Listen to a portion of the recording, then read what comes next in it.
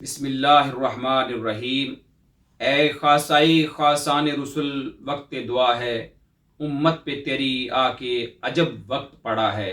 محترم والدین، دی smart school کے عزیز طلباء و طالبات، السلام علیکم ورحمۃ اللہ وبرکاتہ۔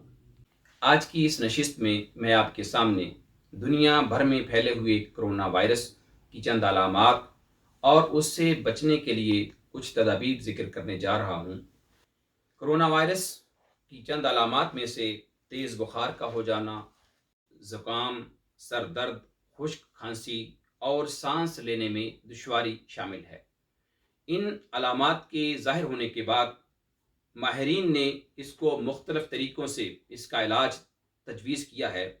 اس کی علامات جو ہیں وہ طبی تدابیر کے ذریعے دور ہو جاتی ہیں، بعض معاشرتی اور سماجی تدابیر ہیں، اور اس کے بعد روحانی اور اسلامی تدابیر کے ذریعے اس کا علاج ممکن ہے۔ تو سب سے پہلے طبی تدابیر کو دیکھتے ہیں۔ ان میں پہلی بات یہ ہے جس کا خیال کرنا بہت ضروری ہے کہ آپ ماسک پہنیں، دن میں جتنی بار ممکن ہو سکے صابن کے ساتھ ہاتھ دھوئیے، اپنے ہاتھوں کو بار بار ناک اور منہ اور آنکھوں کو مت لگائیے۔ اگر گلے میں خراش اور درد محسوس ہو تو نیم گرم پانی میں نمک ڈال کر اس کے غرارے کیجیے۔ اگر آپ کے کسی عزیز کو کرونا وائرس ہو چکا ہو تو اسے فوراً قرنطینہ سینٹر جانے کا مشورہ دیجیے۔ 8 گھنٹے اپنی نیند پوری کریں۔ بازاری چیزیں، سلنٹی اور فاسٹ فوڈ کھانے سے اپنے آپ کو روک کے رکھیں۔ تازہ پھلوں کا جوس لیں اور تازہ پھل کھائیے اور پانی زیادہ سے زیادہ پیجیے۔ اس کے بعد معاشرتی اور سماجی تدابیر کو اگر ہم دیکھیں تو اس میں یہ ہے کہ کسی سے آپ ہاتھ مت ملائیے اور نہ ہی گلے ملیے۔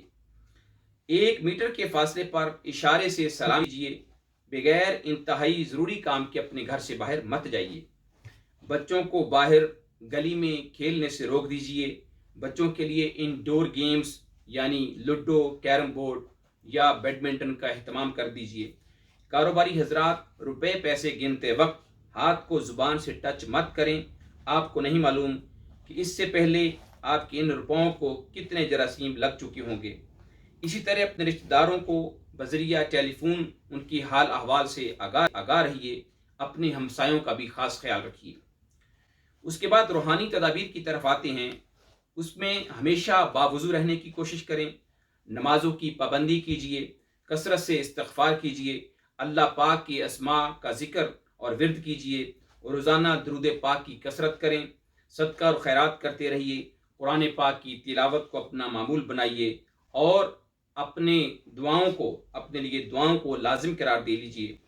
سب سے پہلی دعا سورۃ الفاتحہ ہے۔ سورۃ الفاتحہ کو 40 مرتبہ روزانہ کم از کم پڑھنے کی کوشش کریں، اور اس کے شروع میں اور آخر میں 11 مرتبہ درود پاک کو معمول بنائیے۔ اسی طرح ایک جو دعا حدیث پاک میں جس کی تلقین کی گئی ہے اس کو کثرت کے ساتھ پڑھنے کو اپنا معمول بنا لیجیے۔ اس میں اللہ کے نبی صلی اللہ علیہ وآلہ وسلم نے ارشاد فرمایا اور تلقین فرمائی کہ جب ایسی کچھ امراض ظاہر ہوں اس موقع پر یہ دعا پڑھی جائے: بسم اللہ الذی لا یضر مع اسمہ شیء فی الارض ولا فی السماء وہو السمیع العلیم۔ اللہ کے نام سے کہ اس کے نام کی برکت سے زمین و آسمان میں کوئی چیز ضرر نہیں پہنچا سکتی، اور وہ خوب سننے والا، خوب جاننے والا ہے۔ لا حول ولا قوة الا باللہ العلی العظیم۔ وصلی اللہ تعالی علی رسول خیر خلقہ محمد وآلہ وصحبہ اجمعین۔ اللہ تبارک و تعالی ہم سب کو کرونا جیسے موذی مرض سے محفوظ رکھے اور ان تمام معمولات کو اپنی زندگی کا حصہ بنانے کی توفیق عطا فرمائے۔ وما علینا الا البلاغ۔